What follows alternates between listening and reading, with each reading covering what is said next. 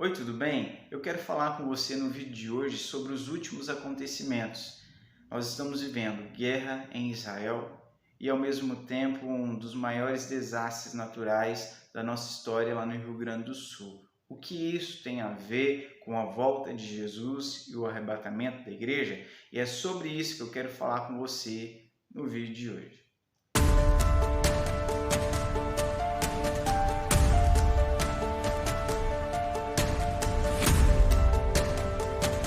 Antes de começarmos a falar sobre esse tema, eu peço a você que ainda não é inscrito no nosso canal, que por favor se inscreva. E se você gostar desse conteúdo, se esse conteúdo de alguma forma te ajudar, compartilhe esse conteúdo com alguém. Lá em Mateus 24, quando Jesus vai falar da sua vinda, os discípulos vão perguntar a Jesus quais seriam os sinais dos fim dos tempos, quais sinais que aconteceriam antes da volta de Jesus. E aí Jesus ele vai falar de alguns sinais que vai anteceder a sua vinda. Ele vai falar primeiramente de terremotos, vai falar de guerras, rumores de guerra, mas tem alguns detalhes que, se nós observarmos bem, vai ser de uma forma gradual. Tem um último acontecimento que ele será a chave para que a volta de Jesus aconteça. E esses acontecimentos não são desastres naturais, não são guerras. Primeiro, Jesus vai falar que vai ter reino contra reino, vai ter guerras, rumores de guerras, e desde que Jesus ascendeu ao céu, o mundo vive em guerra. A história da humanidade, o mundo vive em guerra. Também ele cita que haveria pestes, haveria fome e muitos acontecimentos que já aconteceram e estão acontecendo nos dias atuais. Por isso que quando nós olhamos para tudo que está acontecendo, eu não posso olhar para você e dizer, Jesus vem ainda nessa geração. Por quê? Porque quando Jesus ascendeu ao céu, vários acontecimentos que foram assustadores aconteceram na humanidade. Desde que o mundo existe, sempre existiram esses sinais que Jesus citou. Mas quando Jesus ascendeu ao céu, esses sinais se intensificaram, eles começaram a acontecer com maior frequência. 70 anos depois de Jesus ascender ao céu, ir para o céu, nós temos o massacre a Jerusalém que matou milhares de pessoas. Tempos depois nós tivemos uma cidade inteira que foi consumida por um vulcão, a grande cidade de Pompeia. 1500 anos em que Jesus ascendeu ao céu, nós tivemos a peste negra, que matou 1/3 da humanidade. E assim foi, nós tivemos, não tão longe de nós, 2 guerras mundiais, a Primeira e a Segunda Guerra Mundial. Nós tivemos aí tão recente uma pandemia. Tudo isso são o quê? Princípios das dores. E por que Jesus vai dizer princípio de dores? Porque ele vai comparar a sua volta com o princípio de dores, ou seja, a natureza, a terra, ela está em trabalho de parto. Lá no capítulo 8 de Romanos, do versículo 19 ao versículo 22, a palavra de Deus diz assim: a natureza criada aguarda com grande expectativa que os filhos de Deus sejam revelados, pois ela foi submetida à inutilidade, não pela sua própria escolha, mas por causa da vontade daquele que a sujeitou, na esperança de que a própria natureza criada será libertada da escravidão e da decadência em que se encontra, recebendo a gloriosa liberdade dos filhos de Deus. Sabemos que toda a natureza criada geme até agora, como em dores de parto. Paulo ele vai dizer, nesse mesmo exemplo, ele vai citar o que Jesus citou, dores de parto. E por que isso? Quando Deus criou a terra, ele colocou Adão, o homem, para dominar sobre a terra. Então, o que acontece? O homem, ele pecou. Quando o homem pecou, o que acontece? O homem perdeu o domínio para o diabo. Ou seja, porque quando o diabo ele aparece para Jesus, ele fala que os reinos da terra são deles, de fato é verdade, porque a palavra de Deus diz que esse mundo já no maligno, Ou seja, o diabo domina esse mundo físico. Então o que acontece? A natureza está com dores de parto. Ela quer se livrar desse domínio diabólico, porque na verdade ela foi submetida, não foi por sua própria vontade, foi pela vontade pecaminosa de Adão que a natureza foi entregue, né, ao diabo. Então o que acontece? Nesse caso, essas dores de parto, ela funciona como se a natureza ela aguardasse por esse momento em que haveria novos céus e nova terra, para ela ser liberta completamente do domínio maligno que ela se encontra. Essas dores de parto em que a terra se manifesta, a natureza se manifesta, ela vem o que? Através de terremotos, ela vem através de maremotos, ela vem através de tempestades, de enchentes, fortes chuvas, ou seja, é como se a natureza estivesse pedindo socorro, ou seja, estivesse clamando a volta de Jesus. E quanto mais se aumenta a iniquidade, mais ela clama, e a forma da terra clamar é as suas contrações, que são terremotos, que são os desastres naturais que nós estamos vendo hoje. Mas o que Jesus diz? Quando os discípulos olhassem para isso, quando o seu povo olhasse para isso, o que ele fala? Ainda não é o fim, é só o princípio de dores, ou seja, princípio de dores, quando uma mulher vai dar à luz, começa primeiro as contrações, ou seja, e essas contrações são dolorosas.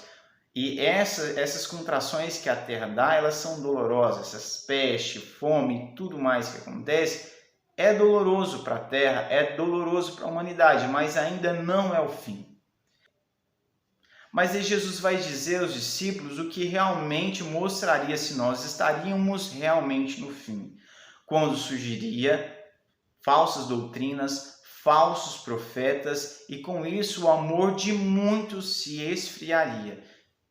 E é esse ponto que nós, como igreja, devemos observar, porque os sinais da natureza são sinais externos que nos obriga a olhar para dentro de nós mesmos, como nós estamos nos comportando como igreja, porque na verdade esta natureza que foi corrompida, ela será destruída. Os nossos corpos serão transformados, essa terra será transformada. Por quê? Porque tanto o nosso corpo como a terra está sob o domínio do pecado.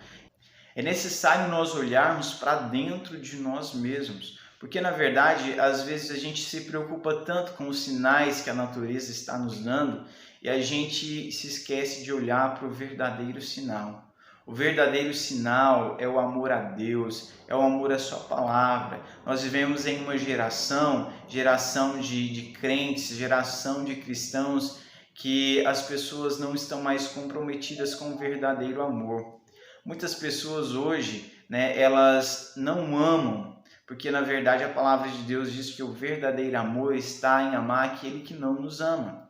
Porque quando a palavra de Deus vai dizer que o amor de muitos se esfriaria, segundo alguns teólogos, a palavra no original ali, que é original no grego, que foi definida para dizer isso, foi a palavra ágape, ou seja, o amor ágape é um amor incondicional, ou seja, eu amo as pessoas sem esperar nada em troca. E nós vivemos uma geração, hoje principalmente de cristãos, que ela só oferece algo se a pessoa puder retribuir. Ou ela pode até oferecer algo às pessoas sem retribuição, mas no ponto em que ela descobre que ela não será retribuída, ela deixa de oferecer. E ela começa a lamentar essa falta de retribuição. Então nós temos essa dificuldade de amar, nós temos essa dificuldade hoje no nosso meio de abraçar aquele que não nos ama. E esse amor que se esfriaria é justamente isso. Hoje nós temos um amor egoísta, que nós só amamos aquilo que vai nos trazer algo em troca. Nós só amamos um irmão se ele puder nos ajudar, se ele puder retribuir. Nós só nos oferecemos, na obra de Deus para fazer algo na igreja se nós fomos recompensados de alguma forma. Então isso nos mostra o quanto nosso amor se esfriou. Hoje é natural as pessoas olhar para alguém que precisa de algum apoio, que precisa, de ser alcançada de alguma forma, e as pessoas simplesmente serem diferentes. Então, o que Jesus estava falando ali é exatamente isso. E o pior de tudo é o amor a Deus se esfriar. Nós vivemos uma geração hoje que os hinos que elas cantam é o sabor de mel, ou seja, Deus vai me abençoar, e quando me abençoar, as pessoas que não me ajudaram, as pessoas que não estenderam a mão para mim, elas vão ter que engolir Deus me abençoando. Ou seja, é uma geração que ela não sabe perdoar. É uma geração que ela ama mais as bênçãos de Deus do que a Deus. Ela está na igreja, se Deus não a abençoar, se Deus não mudar a sua vida, se Deus não trazer cura, se Deus não trazer prosperidade, ela simplesmente abandona a igreja, abandona Jesus, ela não sabe ouvir o não de Deus. É uma geração que ela procura Deus pelo que Deus pode fazer por ela, não pelo que Deus já fez em oferecer o seu único filho para que nós tenhamos direito à maior dádiva, que é a salvação. Porque tudo que nós podemos conquistar aqui, que Deus pode nos dar, é passageiro. Mas nós deixamos de amar o que realmente importa, que é amar Jesus, amar a Deus sobre todas as coisas. Infelizmente, esse é o verdadeiro sinal que nos mostra que Jesus está voltando. Nós podemos dizer que Jesus já está voltando não pelos desastres naturais, não pelas guerras que sempre ocorreram, mas nós podemos dizer que Jesus está voltando e a sua vinda está breve, porque o amor de muitos se esfriou. Então, o que a Bíblia nos diz é o seguinte: se nós não amamos ao nosso irmão que nós vemos, como nós podemos amar a Deus que nós não o vemos? Então, nós devemos aprender a amar. Que o nosso pedido a Deus não seja as suas bênçãos, mas primeiramente que seja que nós aprendemos a amar, nós podemos aprender a amar, a perdoar, a aceitar os nossos irmãos, que nós possamos amar verdadeiramente uns aos outros. E é isso que eu tenho para falar para você sobre tudo que está acontecendo à nossa volta. Nós devemos nos preocupar não com os sinais externos, terremoto, guerra, tudo isso sempre existiu. O que nós devemos nos preocupar é o que realmente está dentro do nosso coração, se nós realmente amamos a Deus sobre todas as coisas, se nós amamos o nosso próximo como a nós mesmos. E é isso que vai definir quem vai com Cristo, quem vai ficar. Então, meu conselho para você hoje é: ame e peça de Deus que você aprenda a amar, porque essa deve ser a nossa preocupação. Quanto mais os sinais se intensifica, mais nós devemos nos aperfeiçoar no amor em Cristo Jesus. Muito obrigado por ter assistido o nosso vídeo. Se você gostou desse conteúdo, compartilhe com alguém. Deus abençoe sua vida. Até o próximo vídeo.